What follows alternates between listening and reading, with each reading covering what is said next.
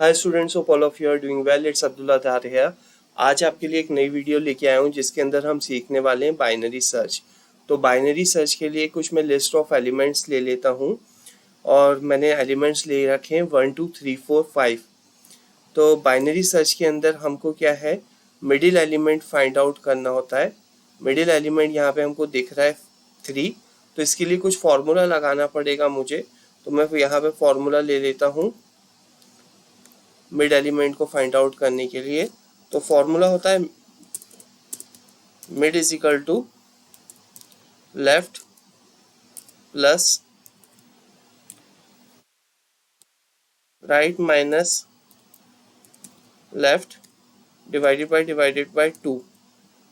ठीक है, तो हम मिड निकालते हैं। यहाँ पे mid is equal to left 1 है प्लस राइट माइनस लेफ्ट, तो राइट हैंड साइड पे मैक्सिमम वैल्यू है 5 माइनस 1 डिवाइडेड बाय 2। तो नेक्स्ट स्टेप में हम जाते हैं मिड की। तो हमको यहाँ पे मिलता है 1 प्लस 4 डिवाइडेड बाय 2, ये होता है फ्लोर डिवीजन। तो हमको मिला यहाँ पे 1 प्लस 2 कंप्लीट वैल्यू मिली जो कि होता है 3। तो ये हमारा मिड फाइंड आउट हो गया यहाँ पे। अब मिड फाइंड आउट होने के बाद हमें एक टारगेट वैल्यू लेनी होती है। तो हम यहाँ पे एक टारगेट वैल्यू लेते हैं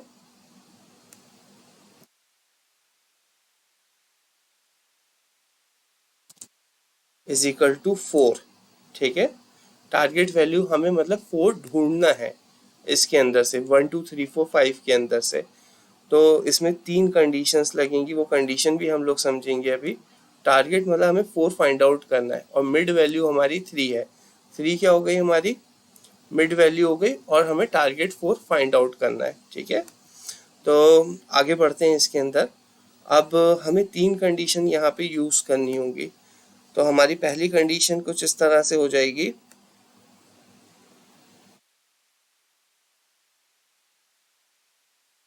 ARR मिड अगर ग्रेटर देन है टारगेट तो क्या होगा, हमें right is equal to mid -1 करना होगा। ठीक है, तो ये कंडीशन क्या कह रही है कि अगर ARR mid greater than target हो। अभी हमारे पास मिड क्या है, हमारे पास मिड है 3 और हमारे पास टारगेट क्या है, हमारे पास टारगेट है 4। ठीक है, तो 3 ग्रेटर देन 4 नहीं होता, तो ये कंडीशन अपनी हो गई फॉल्स। ये कंडीशन कब एप्लीकेबल होती है, इसका अगर अपन लोग एग्जाम्पल समझे इसका, ये कंडीशन कब एप्लीकेबल होती, ये कंडीशन एप्लीकेबल होती अगर हमारा मिड होता 3, हमारा मिड होता 3 और अगर हमारा टारगेट होता 2। तो हम लोग क्या करते, right is equal to mid -1 कर लेते, है ना, मतलब लेफ्ट साइड एलिमेंट को ढूंढ लेते। तो ये कंडीशन, ये जो एग्जांपल दिया है मैंने, ये कंडीशन अपनी फॉल्स है। ठीक है, तो ये एप्लीकेबल नहीं हो रही। ये ये सेकंड वाली कंडीशन जो है, फर्स्ट कंडीशन फॉल्स थी और ये सेकंड वाली कंडीशन जो है, ये कंडीशन हमारी ट्रू होती। ठीक है, ये कंडीशन हमारी होती ट्रू अगर ऐसा होता तो, लेकिन ऐसा कंडीशन में एप्लीकेबल हो नहीं रहा इस प्रोग्राम में। आगे बढ़ते हैं हम। अब सेकंड फेज देखते हैं इस प्रोग्राम का। इस प्रोग्राम का सेकंड फेज ये कहता है कि अगर ऐसा होता ARR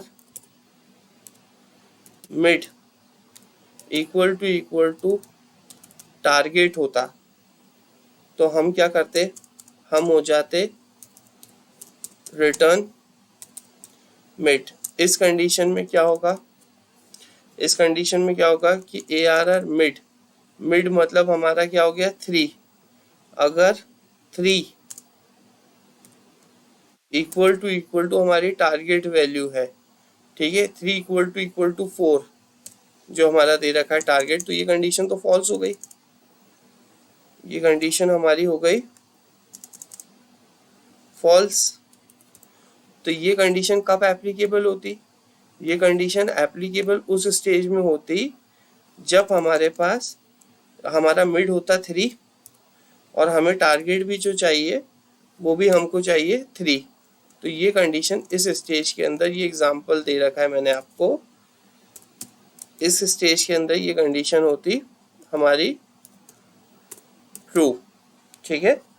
तो अभी फर्स्ट और सेकंड कंडीशन दोनों फॉल्स आ रही हैं। अब थर्ड कंडीशन के अंदर चलते हैं हम। थर्ड कंडीशन ये कहती है, थर्ड कंडीशन ये कहती है कि हमको अगर ये दोनों कंडीशन नहीं चल रही, इफ और एलिफ वाली कंडीशन नहीं चल रही, तो हमें एल्स कंडीशन में जाना पड़ेगा। और एल्स कंडीशन में क्या हो जाएगा,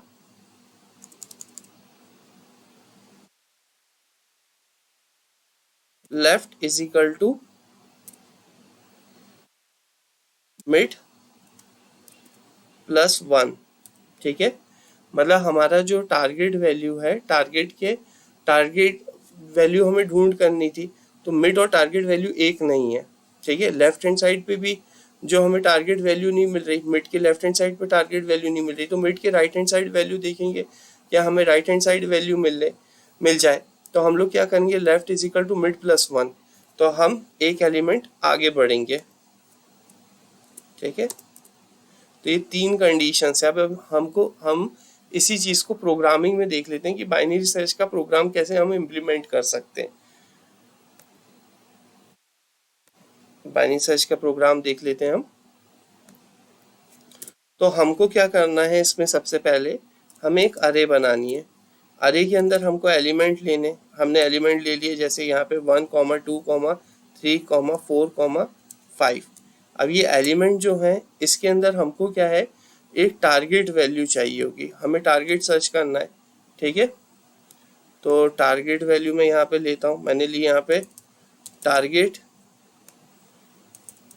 मैंने यहाँ पे लिया टारगेट इज इक्वल टू 4, ठीक है। अब क्या होगा, हमें रिजल्ट निकालना है। रिजल्ट किसका निकालना है, बाइनरी सर्च का हम एक फंक्शन डिफाइन करेंगे और उसको कॉल कराएंगे। तो हमें रिजल्ट किसको निकालना है, ये कॉल कराने का है कोड बाइनरी अंडरस्कोर सर्च। इसमें हमें क्या चाहिए था, दो चीज़ें, अरे और हमें हमारे टारगेट चाहिए, ठीक है। अरे में लिस्ट ऑफ एलिमेंट्स आ गई और टारगेट हमें ढूंढना है। अब हम इसमें लगाते हैं इफ कंडीशन। इफ कंडीशन में हम लगा रहे हैं, इफ रिजल्ट जो हमारा है अगर वो नॉट इक्वल टू 0 है, तो हम क्या करेंगे, प्रिंट करा देंगे, हम करा देंगे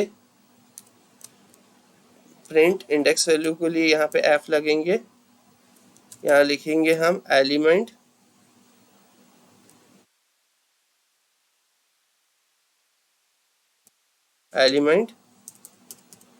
found at index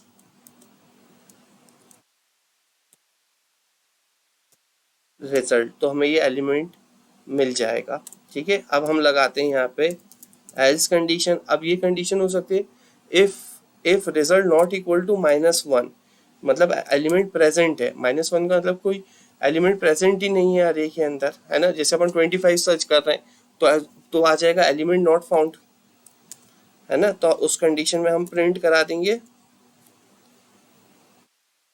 print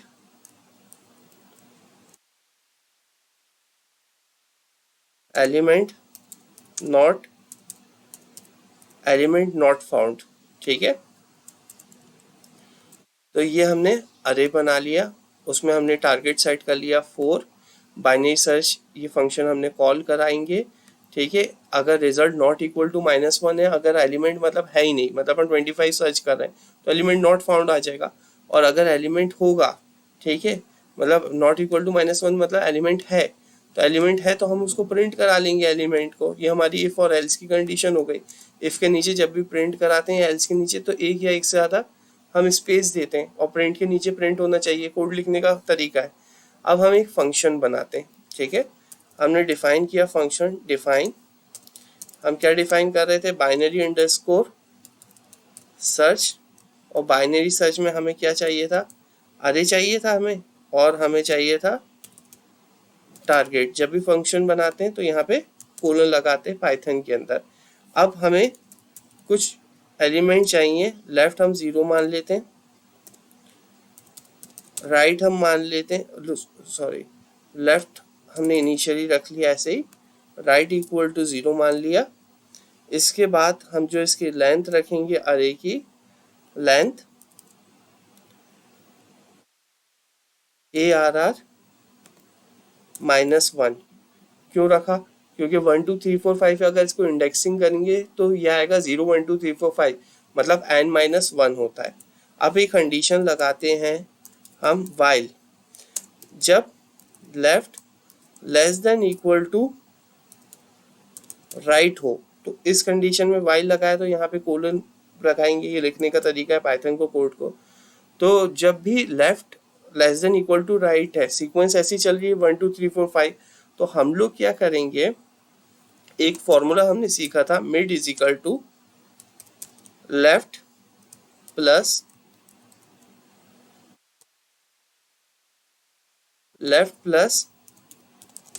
right minus left divided by 2, ठीक है। अब यहाँ से हमको हमारा मिड एलिमेंट मिल जाएगा। अब इसमें हम कुछ कंडीशंस लगाएंगे। पहली हमारी इफ कंडीशन लगी थी, इफ ARR जो हमारा मिड है, if ARR mid equal to target है, अगर ARR mid equal to target है तो हम क्या हो जाएंगे, रिटर्न मिड हो जाएंगे। मतलब हमारा मिड 3 है और टारगेट भी 3 है, तो ये कंडीशन ट्रू हो जाएगी। लेकिन अभी कंडीशन ये फॉल्स है, क्योंकि ARR मिड हमारा 3 है और टारगेट हमें 4 अचीव करना है। अब इसमें सेकंड कंडीशन आती है, वो आती है हमारी एलिफ कंडीशन में अगर हमारा ARR मिड जो है ग्रेटर देन टारगेट है, तो इस कंडीशन में हम क्या करते थे, इस कंडीशन में हम करते थे right is equal to mid -1, ठीक है। तो हम क्या करते थे, अगर ऐसा होता कि ARR मिड 3 और हमारा टारगेट होता 2, 3 ग्रेटर देन 2 होता, तो हम लेफ्ट साइड एलिमेंट को सर्च कर लेते, ठीक है, कि 3 के लेफ्ट में 2 है। लेकिन ये कंडीशन फॉल्स है हमारे लिए, क्योंकि ARR मिड जो है वो हमारा है 3 और टारगेट है हमारा 4, तो 3 ग्रेटर देन 4 नहीं होता, तो ये कंडीशन एप्लीकेबल नहीं होगी। तो प्रोग्राम इसके बाद देखेगा एल्स कंडीशन में। एल्स कंडीशन में क्या हो जाएगा, हमारा हो जाएगा लेफ्ट इज इक्वल टू, यहाँ पे हमारा हो जाएगा मिड +1, मतलब मिड एलिमेंट हमारा जो है 3 है, तो 3 के आगे एलिमेंट देखा जाएगा, 3 के आगे एलिमेंट है 4, तो हमें जो एलिमेंट चाहिए था रिक्वायर्ड, वो हमको अचीव हो जाएगा। इसमें हमें रिटर्न -1 करना पड़ता है। रिटर्न -1 इसलिए करते हैं कि अगर 1 2 3 हम 25 सर्च कर रहे हैं, अब इसमें 1 2 3 4 5 में 25 है ही नहीं, तो हम लोग क्या कर देंगे, लिख देंगे एलिमेंट नॉट फाउंड। अब इस कोड को रन करते हैं तो यहाँ पे लिखा आ गया एलिमेंट फाउंड एट इंडेक्स 3, हमको 4 चाहिए था, ठीक है। इंडेक्सिंग 0 से स्टार्ट होती है, 0 पे 1 है, 1 पे 2, 2 पे 3 और 3 पे 4, तो इंडेक्सिंग के हिसाब से इंडेक्सिंग के हिसाब से 3 इंडेक्स पे हमको मिल गया। अगर हम 4 को ना सर्च करना चाहते तो हम 2 को सर्च करते और इसको हम रन करते, तो हमको क्या मिलेगा, ठीक है। इंडेक्सिंग के हिसाब से बता गया कि ये 1 इंडेक्स पे हमको फाउंड हो गया एलिमेंट, ठीक है। अगर हम रिटर्न यहाँ पे -1 नहीं करते, रिटर्न 25 करते, ठीक है, हम 25 एलिमेंट रिटर्न करना चाह रहे हैं, तो इसमें क्या बताएगा ये रिजल्ट में,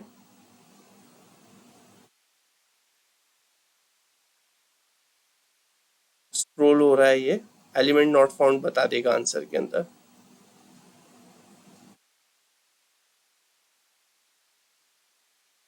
चलिए इसको अपन, उसने बाय डिफॉल्ट वही वैल्यू दे दी, ठीक है, कोई भी रैंडम वैल्यू दे दी, मैंने यहाँ से हटा दिया था कोड। तो इस तरीके से बाइनरी सर्च का कोड वर्क करता है और हम एलिमेंट फाइंड आउट करते हैं। एलिमेंट ज़रूरी नहीं है हम ऐसे ही रखें, एक सीक्वेंस के अंदर भी रखें हम। कोई भी सीक्वेंस एलिमेंट की रख सकते हैं, जैसे मैंने यहाँ 30 कर दिया, यहाँ मैंने 25 कर दिया, यहाँ मैंने 10 कर दिया, यहाँ पे मैंने 40 कर दिया, ठीक है, और यहाँ पे मैंने कर दिया 56, ठीक है। टारगेट हमने जो रखा है यहाँ पे, टारगेट हमने यहाँ पे रखा है 25, ठीक है। और अब हम इसको रन करते हैं यहाँ पे कोड को, तो यहाँ पे आ गया एलिमेंट फाउंड एट इंडेक्स 1। अगर हम यहाँ पे टारगेट रखते 40 और इस प्रोग्राम को हम रन करते, तो आउटपुट आ गया एलिमेंट फाउंड एट इंडेक्स 3। ठीक है स्टूडेंट्स, होपफुली आपको समझ में आ गया होगा, ठीक है। तो जुड़े रहिए हमारे चैनल से और वीडियोस देखते रहिए AD computer world. Thank you.